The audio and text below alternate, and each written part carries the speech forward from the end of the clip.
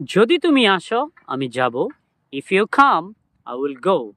যদি তুমি রান্না করো আমি খাবো, if you cook I will eat. যদি তুমি ইংরেজি শেখো, ইফ ইউ লার্ন ইংলিশ, তাহলে তুমি ভালো চাকরি পাবে, you will get a good job.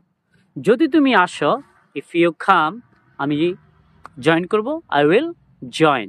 যদি তুমি রান্না করতে, ইফ ইউ কুকড, তাহলে আমি খেতাম, আই উড ইট। যদি আমার কাছে 10 লক্ষ টাকা থাকতো, ইফ আই হ্যাড 10 লাখ টাকা, তাহলে আমি তোমাকে দিয়ে দিতাম, আই উড গিভ ইউ।